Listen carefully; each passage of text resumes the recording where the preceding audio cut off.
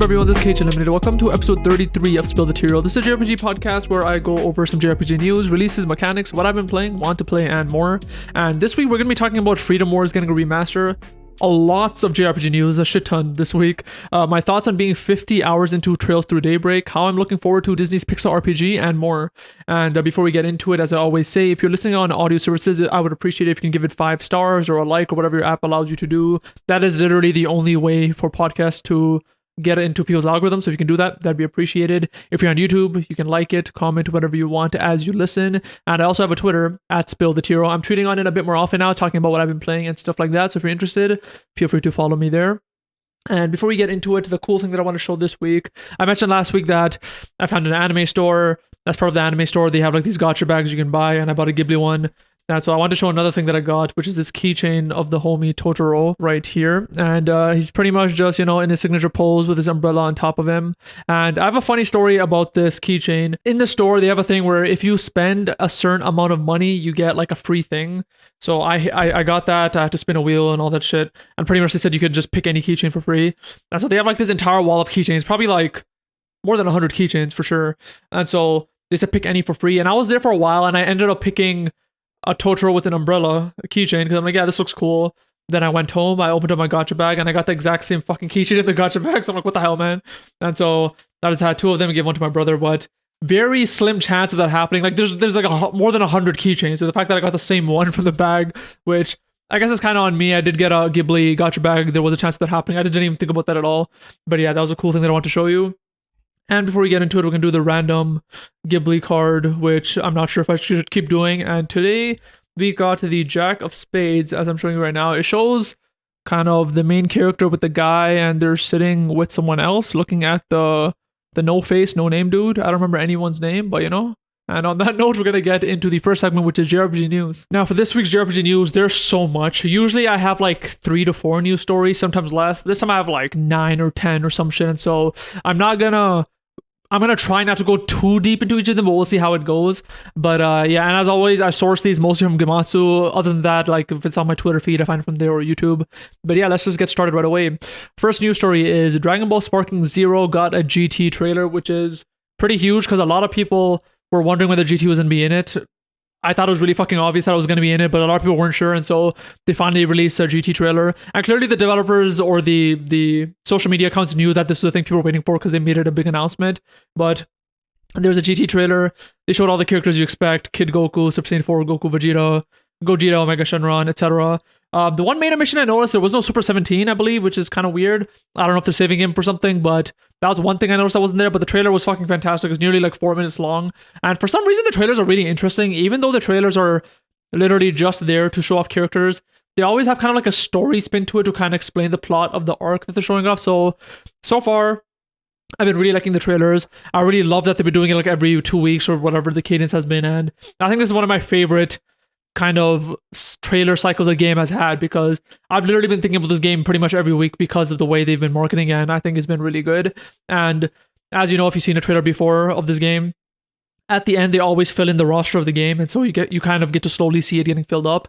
And after the GT trailer, you could tell there weren't that many spots left, maybe like 10, and which means that the announcements are probably going to stop soon. And that kind of leads to the next news story, which is that Sparking Zero full roster video is going to be tomorrow. So the trailer is literally called Full Roster. We're going to complete the main roster of the game, and so that's going to be happening tomorrow on September 19th.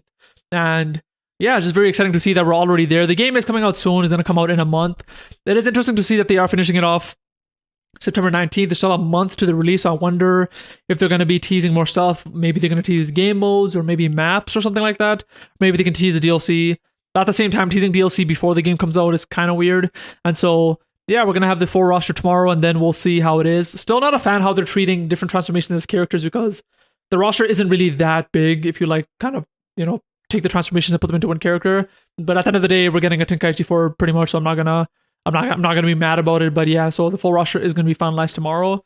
And yeah, that's pretty much all in terms of Sparking Zero. From here, I'll move on to the next news story, which is Reinatus is getting a demo. It actually got a demo, and it's now available on PS4, PS5, Switch, and Steam. If you don't know, Renatus is a game I've already talked about on this podcast, but it's this cool looking JRPG where you kind of play as two characters. And pretty much what this demo is going to be doing is, from what I read, you're going to be playing the opening chapters of the game. And based on that, I assume you can transfer save data. From what I read, I couldn't find information about it. Maybe there is. I didn't look too deep into it. But because you're playing the opening chapters of the game, I assume that there will be some kind of transfer progress. And if you don't know what Renatus is, I did get a little logline here that I can read, which is, Renatus is an atmospheric urban fantasy set in a realistic recreation of Shibuya, Tokyo, where the ultimate clash between magic and order is about to unfold. Seeking freedom through strength, the wizard Marin heads to Shibuya, where he meets Sari, an officer of the MEA, an organization dedicated to keeping wizards under control. So yeah, I've already mentioned in the past that I really like the premise of this game. It seems very cool. When I first saw it, I did not think it was like a wizard type game because it looked very modern.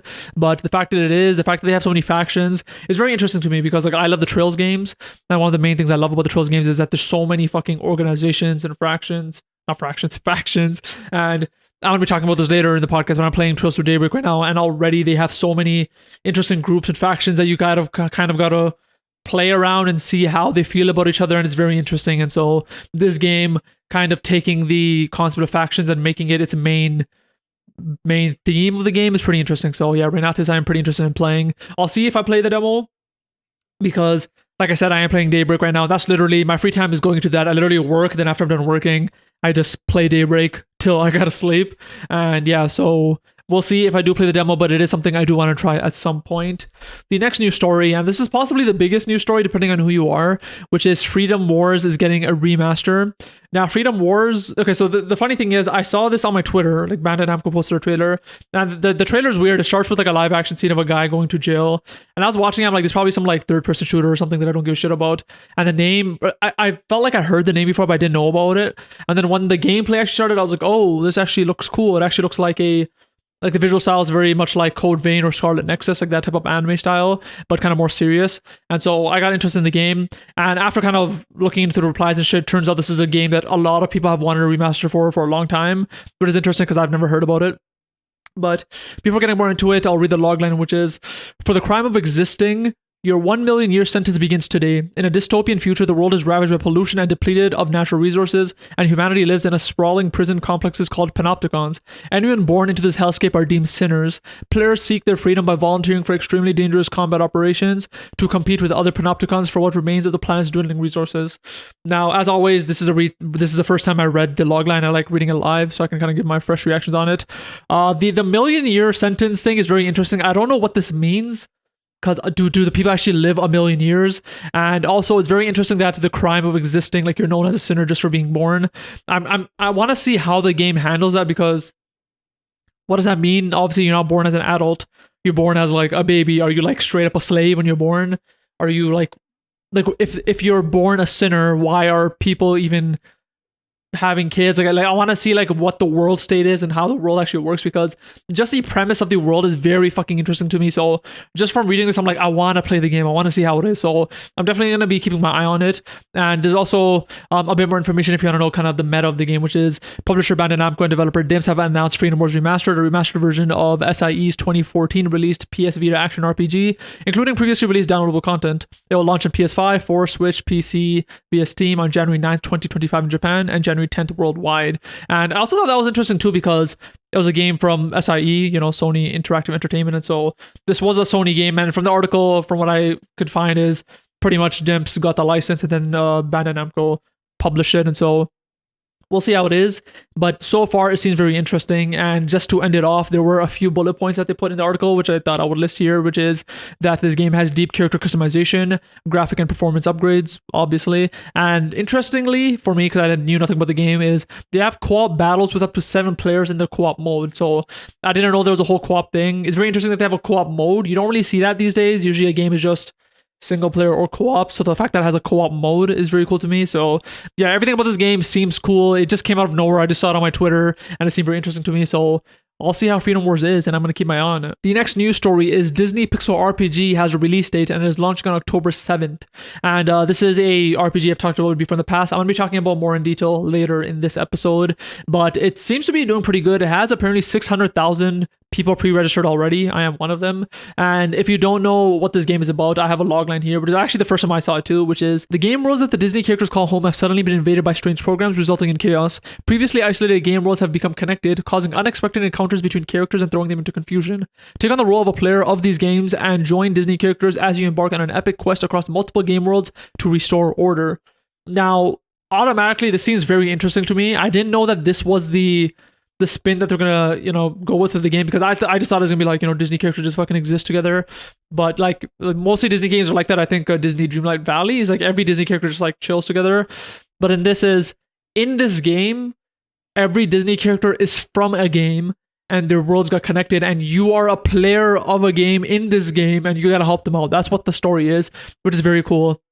I'm going to go deeper into this later in this podcast episode where I talk about this specifically, but in the segment where I talk about JRPGs I'm looking forward to, because they actually mention which game certain characters are from. So it's very interesting that the spin they're taking on this, but it's very cool. And yeah, the news story pretty much was that it's launching October 7th, which is within 3 weeks. So I already have it pre-registered. I can't wait to play it. And when I do play it and get to know it, I will definitely be giving my thoughts on this podcast.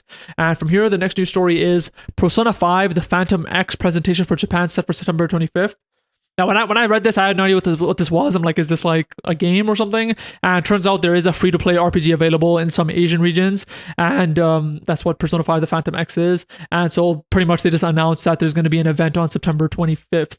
And it's an event in Japan, so I'm assuming this announcement is going to be for Japan release, because from what I can tell, I can't remember all the regions, but I think the game is out like in China, I think Taiwan, and somewhere else. And so it's not in Japan yet, and so I'm assuming this announcement is for Japan. I don't know if it's going to come in the West in the future, but I thought I would mention this just because I literally had never heard of this game, and maybe you haven't either, and so this might be something you might want to look into in case it does come out in the future. Another news story is a colorful action RPG, Starlight Revolvers, announced for PC, and technically this is not a JRPG. It's being developed in New York, I believe, but I thought it looked very cool, so I wanted to mention it. And pretty much it is going to be going to early access on Steam in 2025, and it is an action-adventure game with 4-player co-op multiplayer and roguelike gameplay.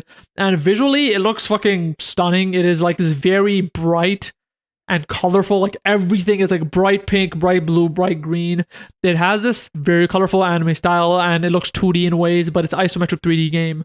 And so that's what it is. It's an isometric 3D game. It looks 2D, but it has this anime style, and it's very fucking cool. And I honestly didn't expect it to be a multiplayer game. When I saw it, I'm like, there's probably a single player RPG, but because it's a 4-player like roguelike type game with this style, I'm kind of interested in it. So I'm gonna see, maybe I can play this like with my brother or something, because we usually play co-op games together. So I'm gonna show him this game at some point, see if he's interested. But so far it looks very cool.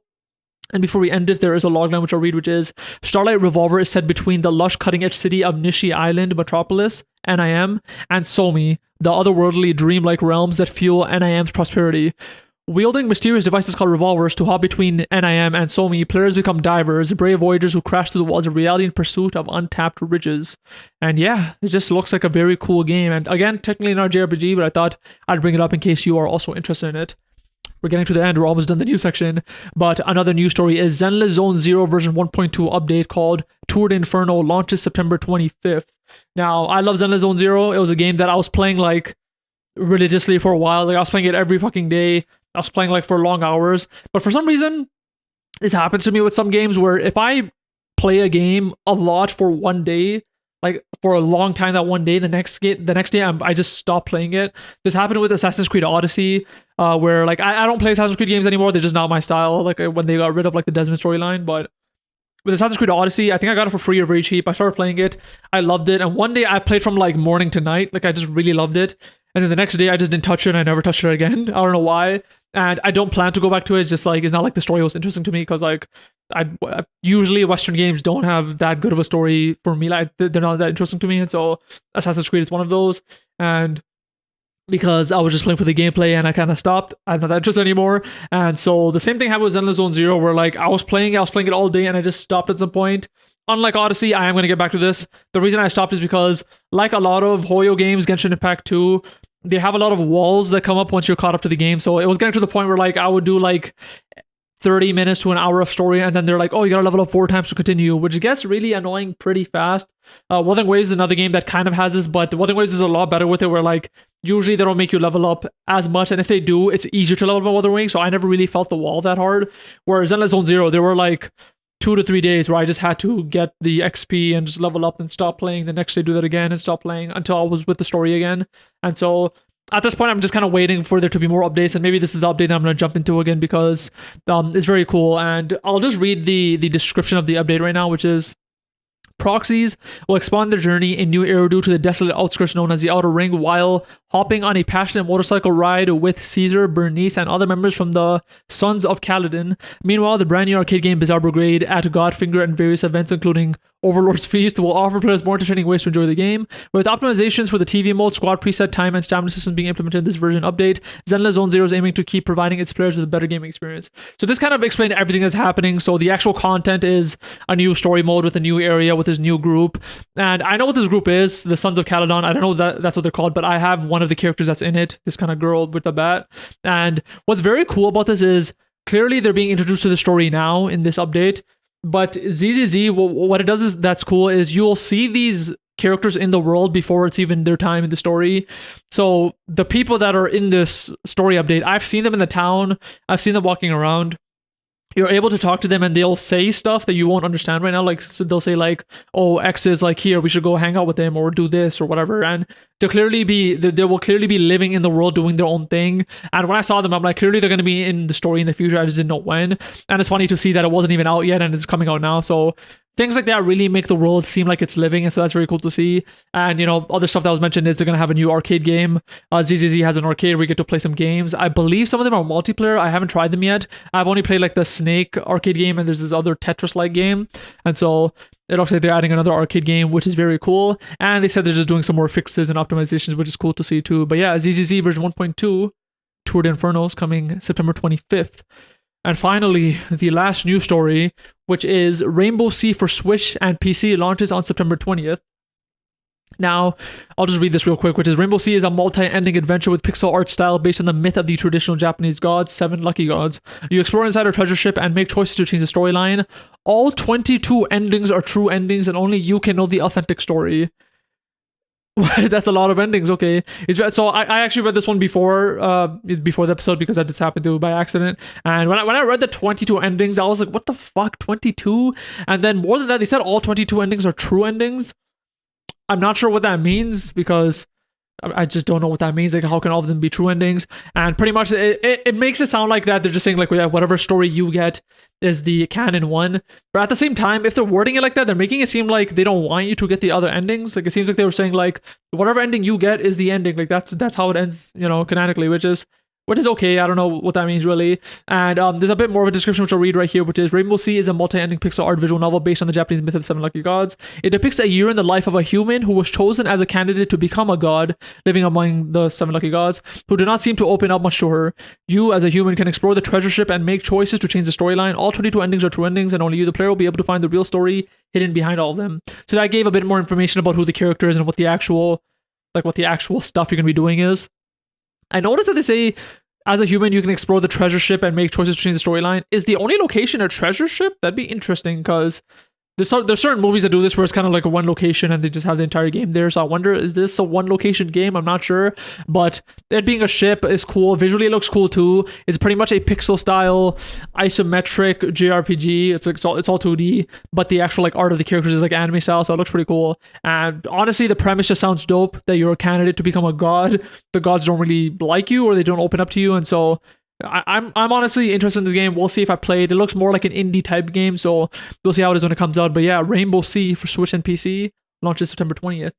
And that is all the JRPG news. And from here, we'll move on to the next segment, which is JRPGs that are releasing this week. So in terms of the JRPGs that are releasing this week, as always, I source them from RPGsite.net and IcicleDisaster.com. And this week, we're going to be talking about the games that are released from September 15th to the 21st. And we have 3 releases, which is nice, a good number.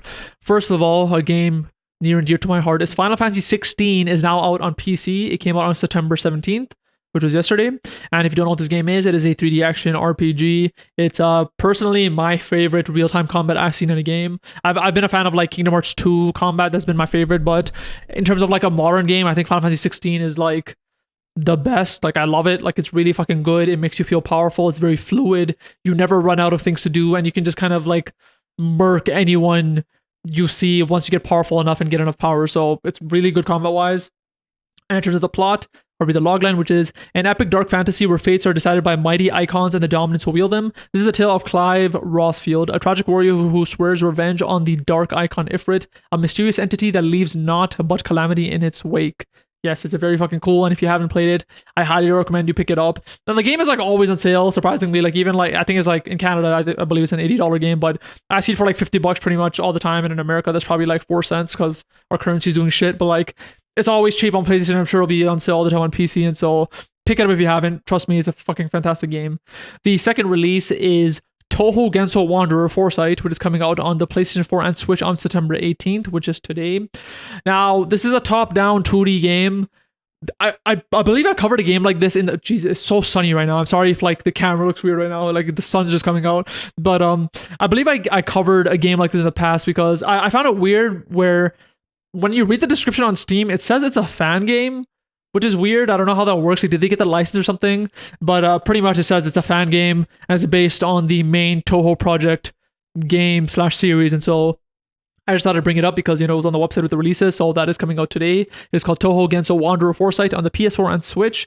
And the last release is Inotria, the last song, coming out on PS5 and PC on September 19th. Which is tomorrow. And this technically isn't a JRPG. I just thought I'd add it because there weren't that many releases anyways, and it looked cool. And it is, I believe, an Italian developer.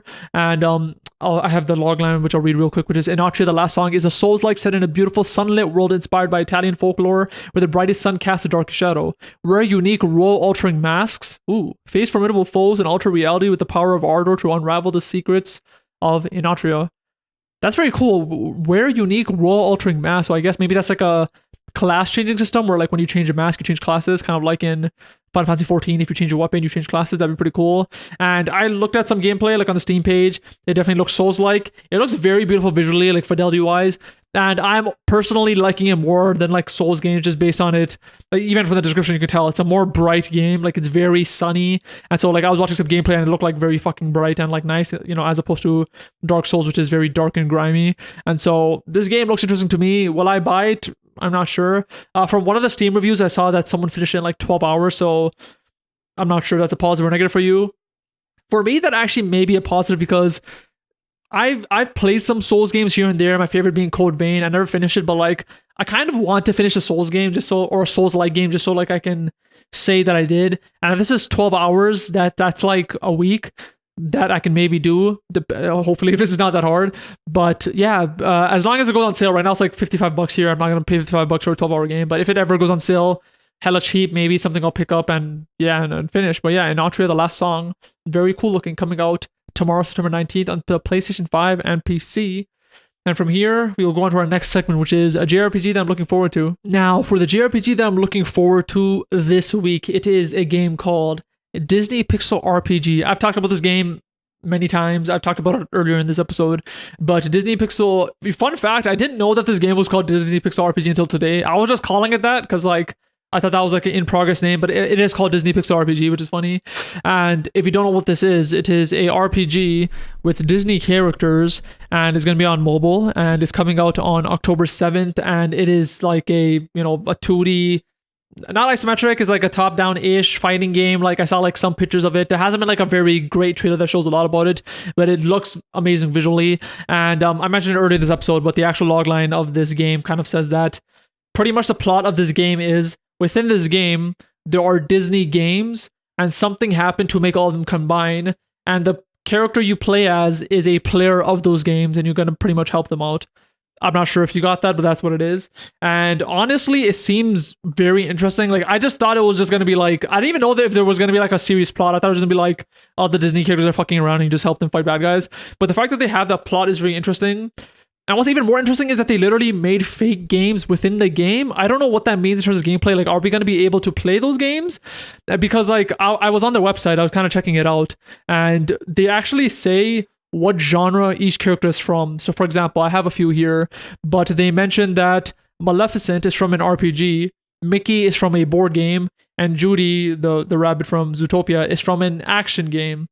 So they clearly have it thought out where like they're from games of a certain genre. I wonder if you actually get to play these. Like, do you get to play the RPG that Maleficent's from? Do you get to play the fucking board game that Mickey is from? It's very cool, and I wonder like what role that plays and like why they chose what they did. Like, why is Mickey a board game? Like, well, I'm not sure, but the premise to me just seems very interesting. Since you play as a character that helps him, it is like an original character, so you actually get to customize them how you want, which is very cool. In terms of the visual style, I mentioned this before too. It is pixel style, but the characters do look different. So, for example, Mickey's pixel style looks different from Aladdin's pixel style. Like, there's a different density of pixels compared to Zootopia. They're also pixel style, but they're like way more high resolution compared to like Mickey or Aladdin. So, it seems to be that I guess it makes sense. When I was talking about this before, I said that every world probably looks different, like every Disney series.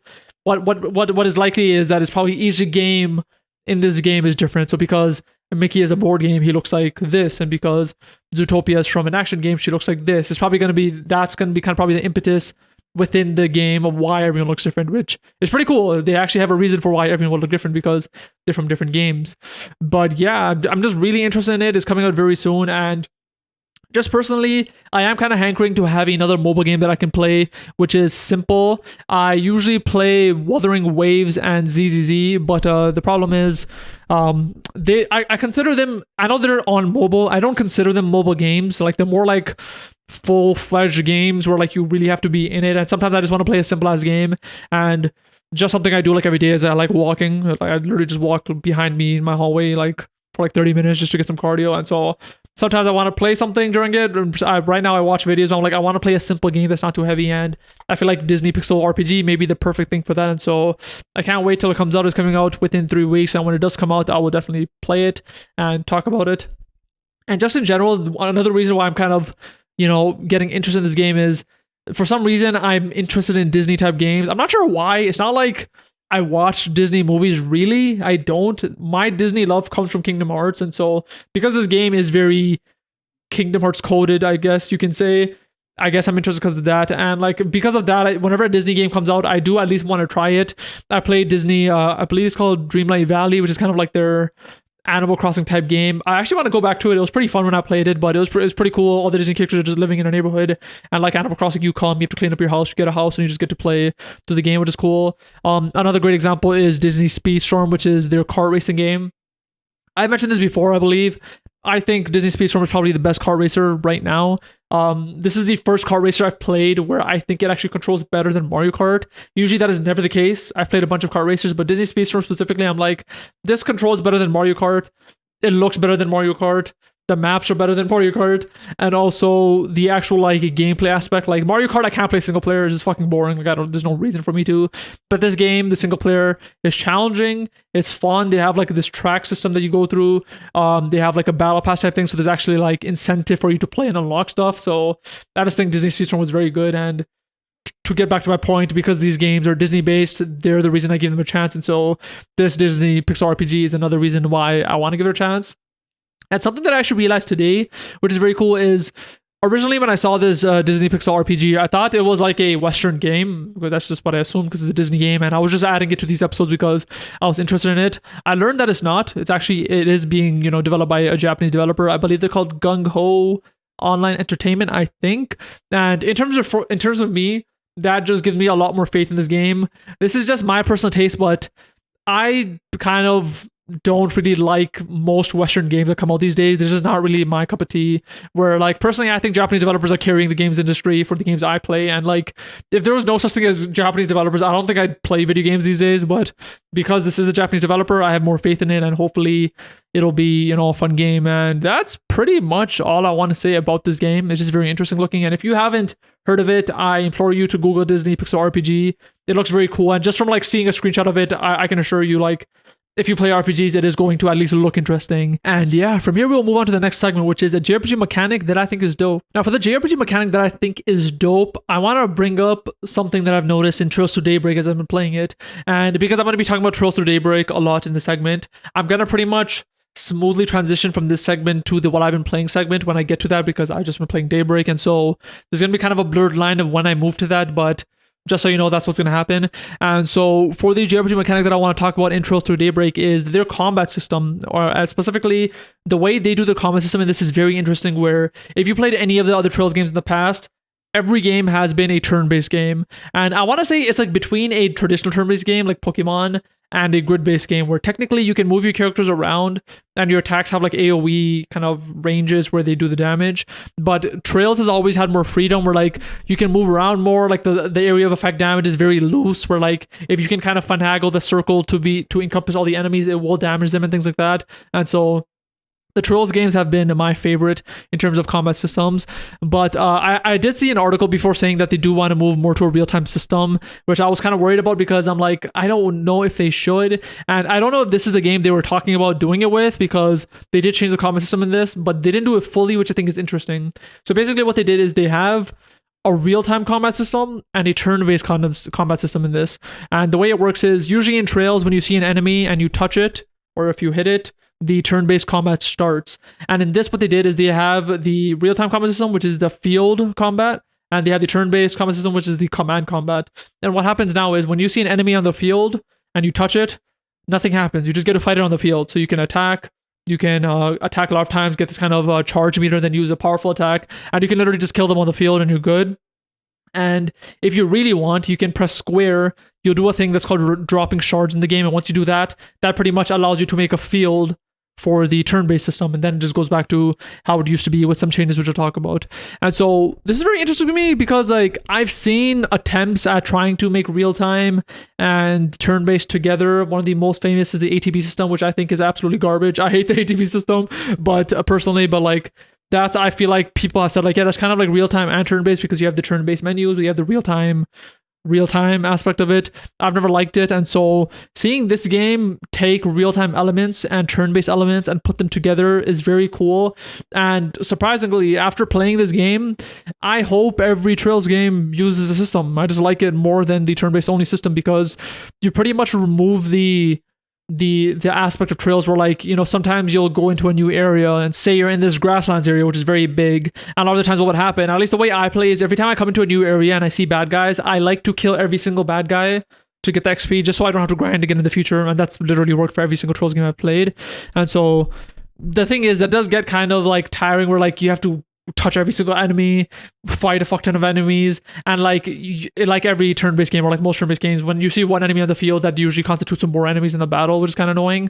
Where this game, since it's real time, every enemy you see is all the enemies, so you can just go up to them and kill them, and fighting them in real time usually is faster. It is like objectively faster, because there will be times where like there are moments where the bad guys can actually force you to go into a turn-based combat. So there's these special moves they can do where they kind of glow red and hit you, and if they're able to hit you successfully, it says enemy advantage, and pretty much what happens is they start the battle on the upper hand and they can start attacking you, and it's a turn-based battle from there.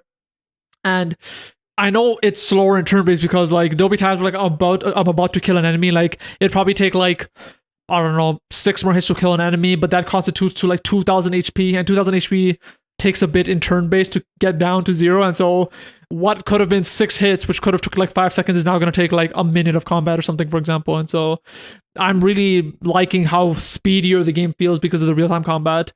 But because of this real-time combat system, or this field battle system, what ends up happening is there are just so many more enemies on the field now, because like I said, in the previous Trails games, if there were 3 enemies on the field, what that usually meant was if you touch an enemy, you might be fighting 5 enemies per enemy on the field, if that makes sense. So if there's 3 enemies on the field, in the turn-based combat, there might have been 15 enemies total. And what's happening in this game is, instead of the 3 enemies on the field, you will see all 15 enemies on the field now, because they are literal, you know, you can like fight them in real time now, so they have to render all the enemies on the field. And so what that does is, whenever you go to a new area, you're just fucking blasted by the amount of enemies you see, especially if you have the ability where you can see them on the minimap. It just surprises me, where like usually an area would have maybe like, I don't know, 15 enemies in like the old Trails games, and this one would have like 70 or something, like an insane amount. And some of them are quite strong, like you gotta like really, you know, get down, get their health down slowly and like fight them. It'll take like several minutes to kill one, even in the real-time combat system. So it's very, very interesting how they implemented it. The one thing I would say, if I had to like adjust it, is I know why they did this, but they made the real-time combat system very simple. Even though they did like build upon the previous games. The previous games you were only able to hit, and once you hit an enemy, you went to turn-based. In this, you can hit, you can dodge, and you can use your charge attack, which is a meter that fills up as you fight or get hit, and then you can charge enemies and stun them. And that's cool. It's a lot more than the previous games, obviously.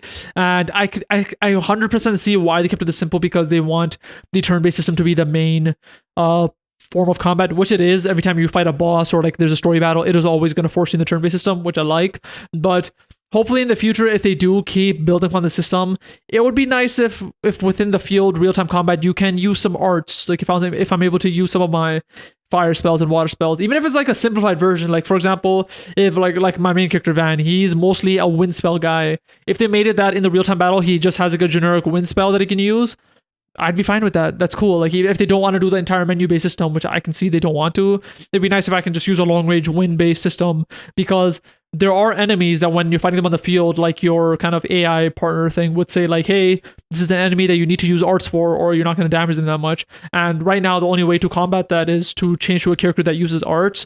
And in my case, there's like literally only one character that does that. And so if she wasn't in my party, I'd be kind of fucked for this enemy. So it'd be kind of nice if you could just use arts with any character, because every character does use arts. That is a thing you can do in the turn-based system. So if every character had some kind of arts ability in the field combat, that would be nice. On top of that, if they want to make it more complex, you can even add your CP abilities. Like everyone has like physical abilities they have, which are like cool animations at play. Maybe they can add that in the future. But yeah, so far, again, I get it. This is the first game they added the system. I actually agree with their choice of making it very simple. I honestly wouldn't even be mad if they kept it simple, but at the least I would want an arts system on top of that, just so I can also do arts damage if I want, / long range damage, because if you're fighting an enemy with a sword user like Van, you just always have to be up their ass and be very close, whereas it'd be nice if I could just kind of, go long range sometimes when I need to, without needing to switch my character to an arts user. But yeah, that is something, or some kind of criticism that I did have with the system. But yeah, I just think overall this is very nice, especially because this is kind of like a joke with myself, I guess, whenever I play the Trails games. But like I said, I only fight the enemies on the field the first time I'm in an area. So if I'm in this forest area for the first time, I will kill every enemy and then move on to the story. But if I ever come back in that area just to like travel or for like another story purpose, I don't fight enemies. And what ends up happening is that I usually just have to dodge every single fucking enemy. So if I'm running across this forest, I have to make sure I swerve around every single enemy and make sure not to touch them, which kind of gets annoying. And the nice thing with this game is there's none of that now, because when you touch an enemy, nothing bad happens. Like it won't start the battle. You can just run past them and it's fine. So I never have to do the freaking thing where like I have to like swerve around enemies anymore. I just like run straight past them or through them or whatever, and there's zero risk of a battle starting, which I just think is very nice. And yeah, I think that's pretty much all I want to say about the combat. Actually, you know what? In terms of the turn-based combat, let me talk about that. The turn-based combat, they did evolve it more. So I mentioned the way the turn-based combat works in Trails is it's turn-based. You have different shapes of area of effects of spells. Some are just like a straight line. Some are circles. Some are just single enemies. And the way like everything worked in terms of the combat in the previous game is you can either do an attack, like a magic spell or like a physical attack or whatever, or you can move. And I've always thought the movement system in Trails was just like useless. Like it seemed weird that, like, for example, sometimes an enemy would be doing a magic spell and you could see the circle that they're going to attack, and I would want to move outside of it and then attack them, but they would let you move and then you just can't attack anymore. So it'd be completely useless. So like you would pick the spot you want to move and your turn's over. And that always felt like a waste. And so what I would usually end up doing is I just didn't move and I would just tank the hit, because I would at least be able to hit them back. In this game, they made it miles better. And so basically what it is it's when it's your turn, it pretty much just becomes it's almost like you're fighting in real time now, where like you just get to move your character around with your analog stick. So you can run around wherever you want. There's no limit in terms of how long you run for. They do have a circle of how far you can run, and that changes per character. But I can literally just like take my character, run behind the enemy, and then use an attack on them, and it's cool. I can move and attack in the same turn, and it's just fantastic. That's something that like I've always wanted, I feel like, but I didn't know that I wanted, and I just think it works great. And because they do have this new movement system, what is nice is they actually have some attacks that take advantage of it. So for example, Van, he has one move that it's a move that's a sword attack and it kind of goes out in a cone shape. And if you hit an enemy from the side, it does more damage. And so what you'd always want to do is you'd want to move to the side of an enemy, and then it'll tell you that you're beside them, then you attack them, and then you just get more damage. And there's more moves that if you're behind an enemy, it does more damage. So not only did they add this movement system, that alone would be very cool to me, but the fact that they actually gave a reason to do it, where they actually have moves that take advantage of the movement system, I think that's fucking great. Another thing that makes a movement system even better is they pretty much have this thing where if you're in the range of another party member, everything about you is boosted. So you do more damage when you attack. Actually, I think that's it. I'm not really sure. I'm not sure exactly what it does, but pretty much what they say is like, if you're near another party member, these kind of glowing rings will come around you, and whenever you do an attack, it'll have an animation of them kind of like supporting you, and I'm assuming you do more damage. And that's just another benefit of the movement system, where like, you kind of have to choose, do you want to stay with your other characters and not move, or do you think it'd be more beneficial for you to run away from the character and not get that boost, but you'll be able to get extra damage from doing a back attack? So you kind of have to make those choices. And pretty much what ends up happening for me is I pretty much just keep characters in pairs. So if I have some characters in front of the enemy, I'll just make sure there's two there and the other two are behind the enemy and things like that. When I first started playing, I was just keeping all the characters together because I'm like, might as well. They'll all be in their range of the rings, and they'll be getting the boost from the other characters. But that usually ends up being a bad thing, because an enemy can just use an attack and affect everyone that can fuck you over really bad. And so I started using that less and splitting characters up, and then as the battle goes on, I'll slowly just get them in pairs so they can still get that boost, but also still have the tactical advantage of hitting the enemy from the behind or side if they need to, which is very cool. And so that small change of adding a movement system and building upon it by having the character boosting when they're in your range and having attacks that you can do more damage with from the side or back, I think is just like chef's kiss. Like, they implemented it perfectly and it works perfectly, and I love it. And I hope they don't go back to the old system, because I bet now if I go back to an older Trails game, I'm going to be like, oh yeah, right, you can't move, I forgot about that, because this game has just been feeling, it's just such a natural progression where like it doesn't even feel like they just threw away the old system. It really feels like they cared about the old system, but they really want to modernize it in a way that works, and it just really does. And so yeah, I just think that the way the command-based, turn-based system melds with the field-based real-time system is perfect. And like I mentioned, we're going to be smoothly going into the next segment of what I've been playing, which is Trails Through Daybreak. So I'm just going to be continuing to talk about the game. So that was the combat section of the game. So let's talk about the other aspects of Trails Through Daybreak. And in terms of how far I'm in it, I'm 50 hours in. I think when I did my last episode, I was like barely into the game. I believe I was specifically like 3 or 4 hours into the game, because that day was like the first day I played the game, so I only played for 3 to 4 hours, and I've been playing every night since. And so I am like 49 to 50 hours into the game, so I can give you my thoughts. No spoilers if you want to know exactly where I'm in chapter 3. I'm kind of ending chapter 3. That's where I'm at right now. And yeah, so I already talked about combat. That was an entire thing. And in terms of the other aspects, let's talk about that. So one of the things that I want to talk about is the characters. I think the characters in this game are very good. Like all Trails games, the characters are amazing.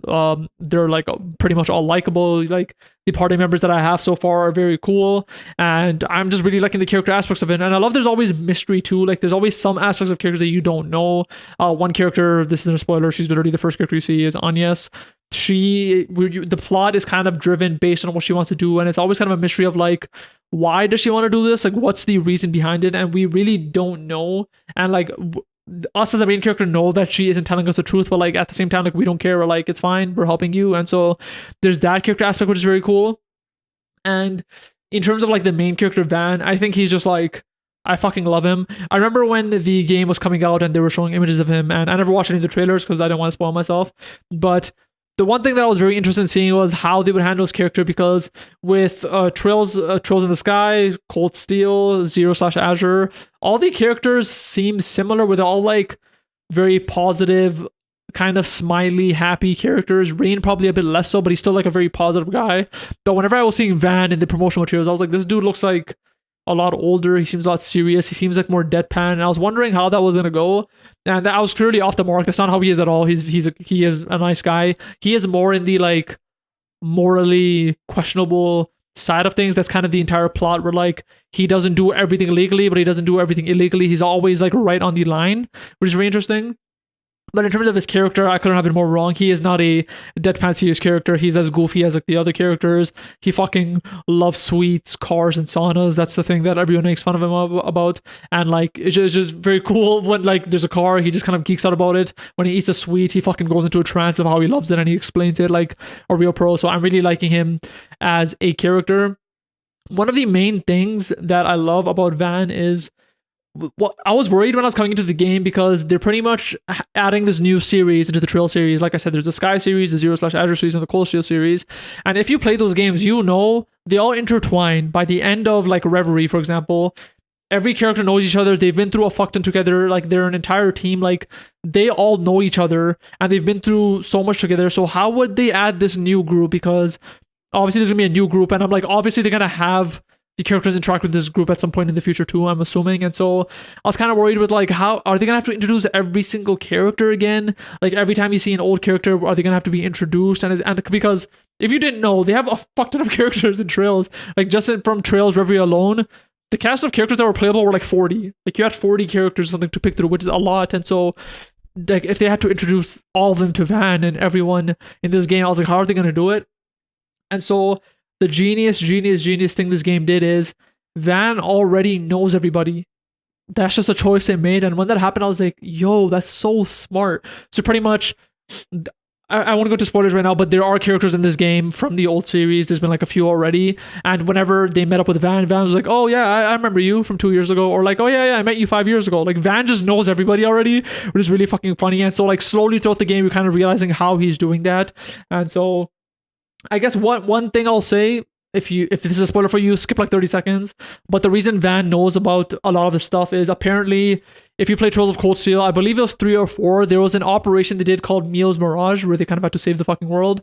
They're pretty much revealed in this game that Van was a part of it. He was just helping behind the scenes. And so that's how he knows a lot of the people. So a lot of the characters that are from Cold Steel or like even Trails in the Sky or whatever, like some characters that are coming back, Van just already knows them and he has a history with them. And I feel like that's just the best way to go about it, because for the people who have played those games, since we already know it and Van already knows it, you kind of like get this, like you kind of get to skip all the bullshit of like reintroducing them. But at the same time, because Van's party members don't know them, you do still get like a quick introduction of who they are for the new players who may just jump into Daybreak, which is very cool. But yeah, character wise, Van I'm fucking loving. Like he is shooting like up into my list. I don't know where he is in the list if I had to kind of rate all the main characters, but I am really liking him. And another aspect of Van that I really like is it's just really nice to have a mature character, because like every other game that we play, like Reen from Cold Steel or Lloyd from of Zero/Azure, and even like Estelle and Joshua from Trails in the Sky, they're all, for all intents and purposes, pretty much kids. Like when you play Trails in the Sky, I believe Estelle and Joshua are like 16. In Trails of Cold Steel, I believe you're like 17, and then in Zero/Azure you are 18. So I guess they were slowly aging up the characters. And what's nice about this game is you're 24, like you're just like a full ass adult, like you're just like an adult. And what's nice about that is because you're 24, they pretty much automatically make him more mature and make him dismissive of like a lot of the tropes that are usually in these types of games. One trope you'll see a lot in a game is that the main character will be kind of like a person who's kind of doofy, and when like if there's any talk of like romance or something, they'll kind of like they'll kind of freak out and blush about it or whatever. Van has none of that. He's 24. He's not a fucking kid, so like nothing phases him. So there'll be times, for example, you have an assistant, Agnes, who works for you. She is a high schooler, so like them dating is out of the question, obviously. But there are some characters who will joke like, "Oh, like are you guys dating? Why are you guys always together?" And Van doesn't react to it. He doesn't even like. He literally just talks past it and keep talking. But you'll have Agnes kind of like blush or whatever the fuck, or react to it because like she's still like a kid.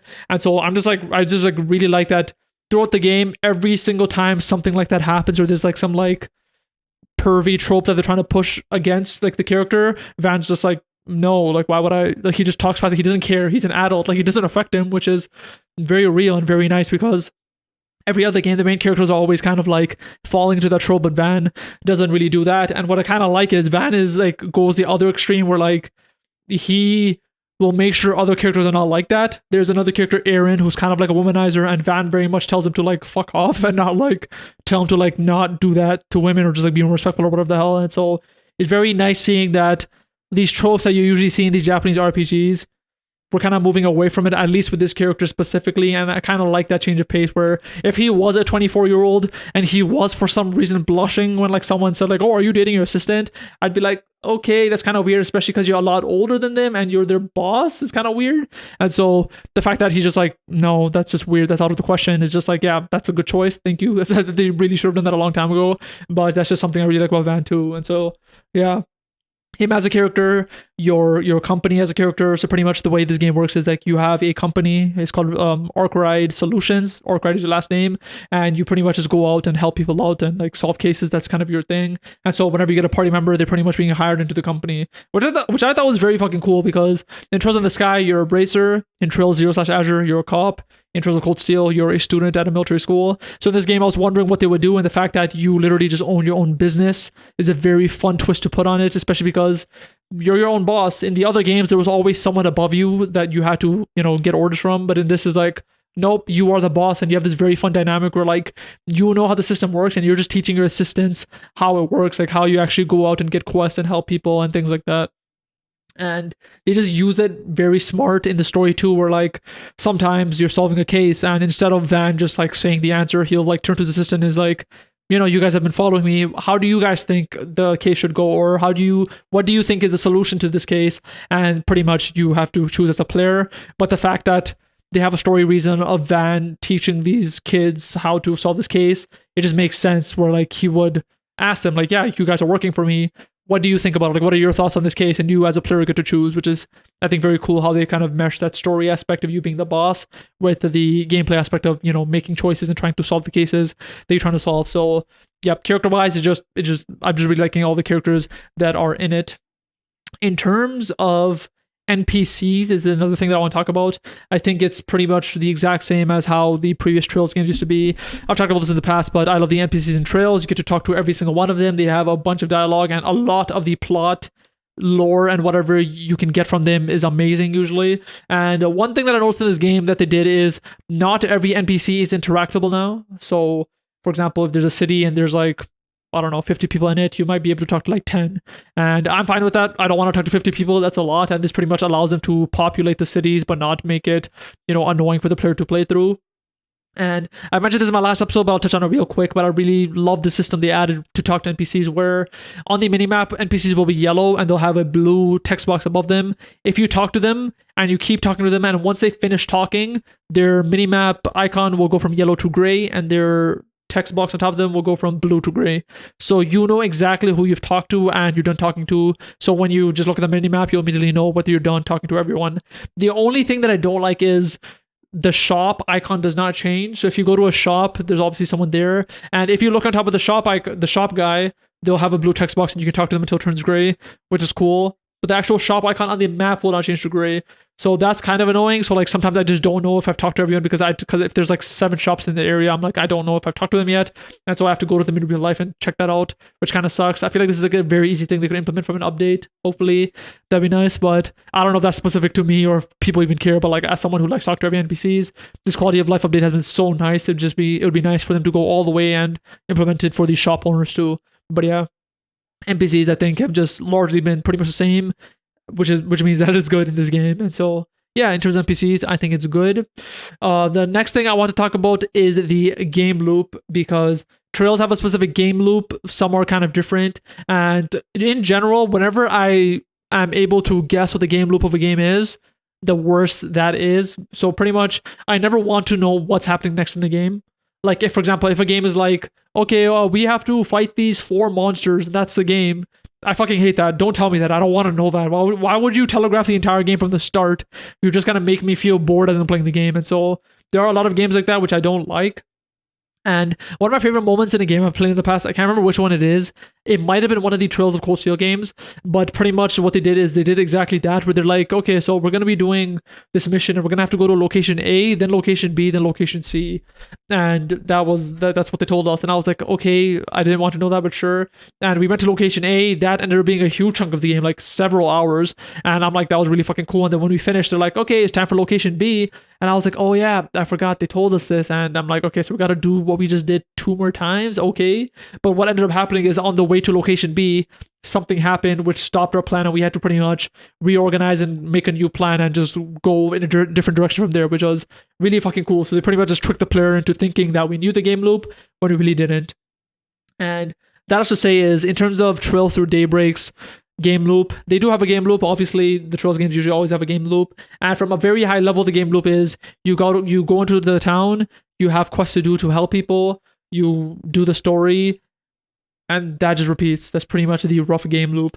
But what makes this interesting is they pretty much took a page out of Trails of Cold Steel's book. Is even though you have that game loop, you never know what's going to come next in the story or location. So every time we kind of go out to, do quests for people, you go to a new location. So we started in Edith, which is the town that you're in, and you were there for like a while. Then you went to an entirely new city and you did the game loop there. Then you went into an entirely new city and you did the game loop there. And because the story doesn't have a obvious trajectory, it's just very interesting. Like, there is an overall plot, which I'll say right now, you learn this in the first few hours, but Agnes is looking for these 8 artifacts, pretty much, that belong to her grandfather, and you're just trying to help her get all 8. That's like the overall plot, and like every chapter, you're trying to get another one. And so that's all we know. But in terms of like the specifics of where we're gonna go, how we're gonna get it, who has the artifacts, you have no idea. And so every minute of the game, I'm just interested. I'm like, yeah, what's gonna happen next? What's gonna happen next? I literally don't know. Like, what city are we gonna go next? Are we gonna go back to Edith? Are we gonna go to another one? Like, it's just a surprise, and that's just something I really love about the game. And again, they do have a game loop. So when you're in the city, you go out, you do the quests, which are called 4 SPG quests, because he's called a Spriggan, and like 4 SPG is kind of a short version of that. But you go out, you get these quests. I do every single quest, so I do all the quests, I help everyone out, and then I continue the story. And usually what ends up happening after you continue the story is it turns night, and Van goes out into the city alone, and you get to do a few more quests and get more character moments, and then it repeats where it goes to the next day. There'll be more story, and you just repeat that. That's a rough game loop. But again, I don't really ever really feel the loop, because the story is so interesting and you don't know where it's going to go, and the locations are always changing too. Like, if I was on chapter 3 and I was still in Edith, I'd probably be feeling the game loop pretty hard, because it's just the same area over and over. But the fact that I'm going to an entirely new city every chapter just makes it a lot more interesting to me. And so game loop wise, I think this game, does it well for me too. Another thing I want to talk about is the actual world. That is very important to me, because that is what Trails is. If you Google a game with best world building, Trails will probably come up, because it is, in my opinion, the game with the best world building, second to none. I don't think any game comes near it, in my opinion. And so in terms of the world of Daybreak, it's been very interesting, because if you play the Trails games, you know that Trails in the Sky was in Libero, Trails of Cold Steel was in Erebonia, Zero/Azure were in Crossbell, and this all takes place on a continent called Zemuria. And there's been a country that you've never gone to called Calvard that everyone always talked about, and this game finally delves into Calvard and you get to learn about it. And so that's what this game is. And I've honestly been enjoying it. Something that's been very interesting to me specifically is that this game is delving much more into real life culture. So like the other games, I never really ever thought about what country the other games would be in. Like, they're all like European/American feeling, but like I've literally never thought about it. But in this game, they specifically have like there's a town called Longport, which is very clearly has East Asian influences, where like just based on the structural design of buildings and stuff, it looks kind of like China or Japan or something like that. I'm in a place called Tharbad right now, which is clearly inspired by the Middle East, where like everyone's brown, they wear turbans, they wear like, the types of clothes you wear there, like you could tell like this is the Middle East. And so they're clearly taking influences from real life. And so that's just very interesting to see, because that's something that's never happened before. And you can very clearly tell that was a decision they made by purpose, because I don't know where it's going to lead to right now, but there has been already some talk a bit in the story of like racial issues going on in the game, where there's people who don't want immigrants anymore, and like a lot of white supremacy shit. Like, they're literally using these words like white supremacy, racial terrorism, etc. in this game. Like, this is going to be a plot point. And so them choosing to make cities that are based on real life countries or whatever, I think is a smart idea, because I feel like you get to feel that the importance of the racial terrorism in this game. Like, it feels more real, which I think is something they want to do, because I guess I haven't touched on this either, is this game is a lot darker, I feel like, than the other games, where like there are deaths in Trails, like that does happen, but it's usually never really that visceral or serious. But this game, like, it does not hold back. Like the game starts and like one of the characters, I won't say who, but there is a character that just straight up dies. He gets his throat slit and like he's dead. Like he's just straight up dead. And one of the characters has to kind of like react to that. There's a character very recently that another character got their throat slit, and like they show it, like they show the character on the ground, blood all over his throat, on the ground, on the walls, and I'm like, Jesus, Trails usually doesn't do that. And so like they just have like these really darker tones. Like I'm gonna explain a side quest right now. If you don't want to be spoiled, skip a minute. But there's literally a side quest where a girl hires you, and she's pretty much saying like, hey, my boyfriend hasn't contacted me within a month. Can you figure out what's going on? Like he was part of a gang. Can you just figure out what's going on? And I feel like these type of quests happen like in Trails, like this style of quest. I'm like, and I assume what would happen is I would find the gang that he's part of. Maybe he got kidnapped. I would have to beat the gang up, save him, and take him back to his girl. What the quest ended up being is you have to kind of investigate what happened to him from different people. You end up learning that the gang pretty much gave him a final mission to infiltrate another organization before, you know, he can come back. And as you go through the quest, you learn that he realizes that he's not going to come back. And so he sends a letter to pretty much tell the girlfriend that he just fucked off and is cheating with someone else just so she doesn't have to be depressed. And that's cool and all, but you still don't understand what happened to him. And what you end up finding out is you read a newspaper article, and the newspaper article specifically mentions that they found a dead body at the scene of the organization, and it's unknown who he is because he wasn't part of that group. And yeah, you just realize that the boyfriend is just dead, and you literally have to go to the girlfriend and break the news to her. And this game is very cool where you have choices in all your quests, and based on your choice, it kind of makes you either go on the lawful side or the evil side. And so in this, you literally had the choice of lying to her and saying like, yeah, look, your boyfriend left a message and he's cheating now, you know, move on. Or you could tell her the truth. And I obviously opted to tell her the truth.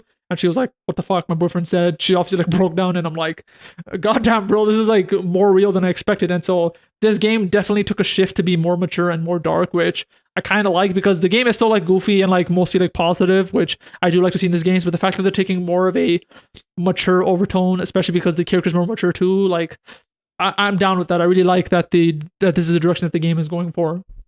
And so yeah, like I just like that aspect of the world. Another aspect of the world that I want to mention very quick is one of the things I love looking forward to in the Trails games is how the technology is developing. Like if you go from the first Trails game to the most modern Trails game, you will literally see the technology develop. Like you'll see like there's no computers, and there's these big ass computers, and there's smaller computers, and now in this game you have flip phones. Like you'll see the technology advance. You'll see that like in Trails in the Sky, there were airships, but there were no real vehicles. And then in Trails of Cold Steel, like there's some cars, but it's only for the rich. And motorcycles are kind of being invented. And now you're in this game where like, not only do you have cars, they're selling sports cars. They do car racing now. There's like F1 racers in this game. They're called Z1 racers. There's like cool ass motorcycles, and you're just seeing the technology evolve, and it's just really fucking cool to see how it not only differs over time, but how it differs per region. And so that's just something I've been very much enjoying of seeing in this game too, to see how the technology not only is now in the modern era, but is in Calvert specifically. So that's just something I've also loved about the world building of this game. And to kind of end it off is in terms of just a small note is the voice acting of this game. I think the voice acting is good.